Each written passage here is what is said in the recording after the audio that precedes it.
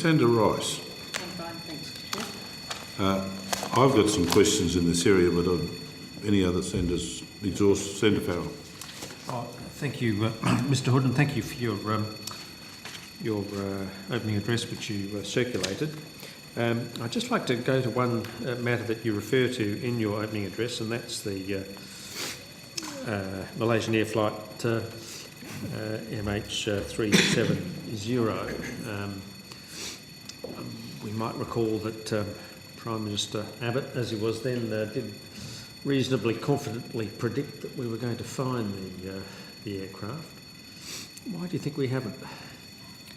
So, Senator, just quickly to recap, obviously on the 8th of March 2014, 227 passengers and 12 crew boarded MH370 on a flight from Kuala Lumpur to Beijing, and they never arrived at their destination. There were many machinations surrounding the disappearance of the aircraft, but the Australian government volunteered to undertake the underwater search. So the responsibility for the actual investigation and what happened on that flight remains the responsibility of Malaysia, and the ATSB's responsibility is to conduct the underwater search. So just before I throw to Peter Foley, who's the program manager for the search for MH370, we've covered now an underwater search of more than 110,000 square kilometres. Just on that point, yes. Is there any chance that you've missed the plane, or that it is actually in that vicinity, but for whatever reason, it hasn't come up on the sonar or the radar or whatever? So, Senator, I'll get to Mr. Foley to elaborate, because what has been proven is our methodology for the underwater search. So we've had several ships out there with 9-kilometre tow cables and sonar on the end of the 9-kilometre cables, 4,500 metres below the surface of the sea. And they've been trawling up and down doing the sonar detection. We can prove the methodology because we've actually found 4 ships. And so what happens when we come up with the sonar contacts is that we send in an AUV, an autonomous underwater vehicle, or an ROV, a remotely operated vehicle, which is a camera on a cable. And we go down and have a look at what those contacts are. And in the process of searching 110,000 square kilometres, we came up with roughly 50 of those underwater contacts where we didn't know what they were. So we're in the process currently of eliminating whether they are MH370 or they're something else. So, Mr. Foley, would you care to elaborate? Sure. Thank you, Senator. Peter Foley, I'm the Program Director for the Operational Search for MH370. You asked the question, why haven't we found it? It's a good question. What's the answer? Well, it certainly hasn't been for the want of trying. No, I accept that.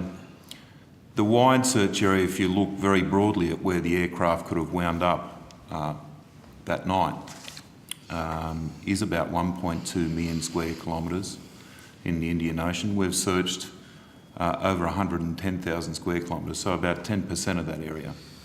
We've searched an area which is our best guess and our best analysis based on some very scant data, which is primarily radar data early in the flight, and then the satellite communications data. More recently, it's been based, we've had some debris come ashore in Africa, which has assisted our understanding of where that aircraft wound up in the southern Indian Ocean. Just on that, and that's been definitely identified as part of the plane? Some pieces are absolutely from MH370, some are almost certainly, and we distinguish between the two, if you will, because the ones that we know are from the aircraft have unique identifiers on them. The others are certainly from a Malaysian B777 aircraft, almost certainly from MH370. For all practical purposes, they're from the aircraft. In all, we've had about 26 pieces of debris that can be tracked back to the aircraft of different kinds, both many from outside the aircraft, flight control surfaces, parts of the wing, parts of the tailplane, vertical stabiliser on the tailplane, but we've also had some from within the fuselage. So we know the impact was certainly severe enough to open, if you like, the aircraft and the fuselage. So coming back to the way in which we've progressively refined our analysis of, which defines our search area, if you like, we've worked very, very hard with very scant data to arrive at the most prospective area. You ask also whether or not there's a possibility we may have missed it in the area. It's a very, very slim possibility, but bear in mind we are looking for something that's relatively small in the scale of the search area. We have a very rigorous process of firstly acquiring the sonar data, specifying the systems that we use, testing the systems that we use to make sure that they will detect relatively small objects that we know are going to be within the debris field, and then acquiring the data. We have very rigorous systems for acquiring the data, then assessing and analysing the data, and then quality assuring it.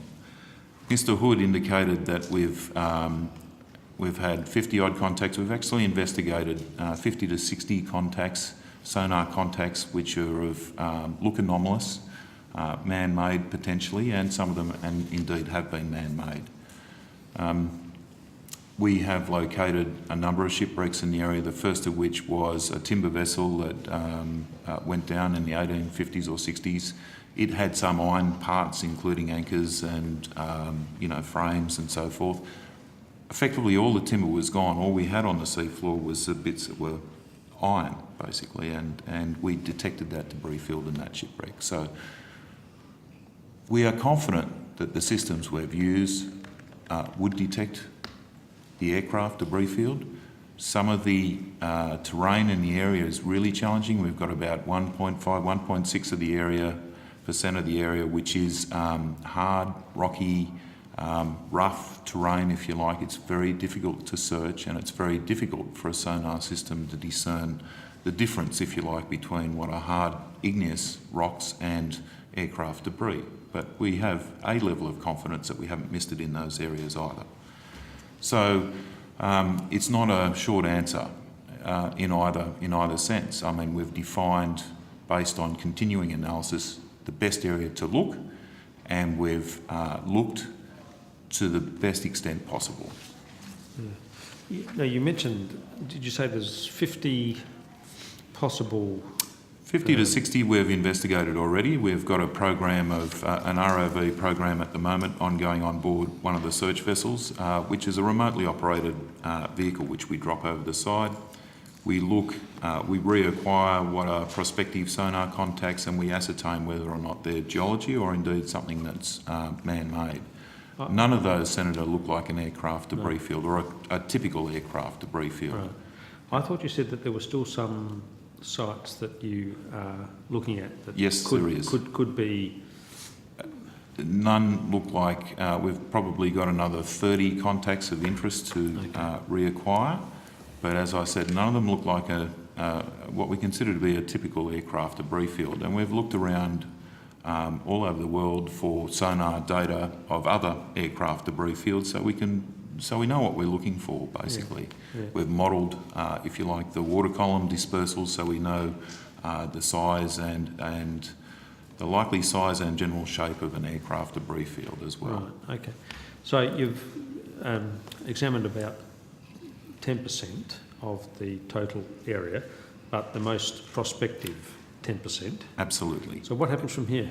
Every time we get some fresh analysis that indicates there's an area of higher probability to look, we amend our search area and have done in the past.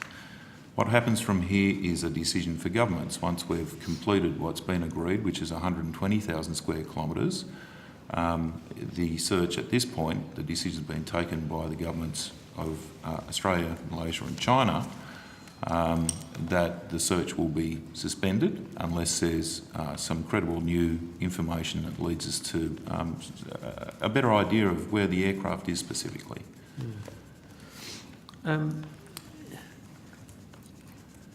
Wasn't there any radar following the plane? For a period, yes.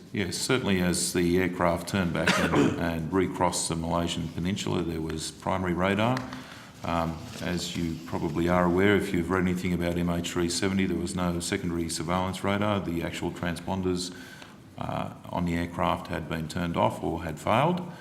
And so what we've got recrossing the Malaysian Peninsula is primary radar from a number of sources, both civilian and military, and the aircraft was tracked, taking a turn around the island of Penang and then flying up the Malacca Strait. And at what point did it... So it's off the Western Australian coast at some point, A long way off. a long way off, and there's no radar that picked it up in Australian.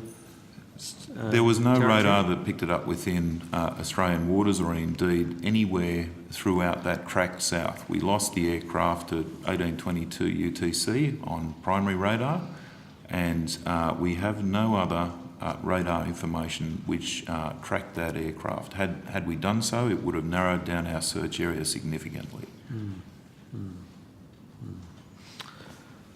Well, I hope you find it. So do we.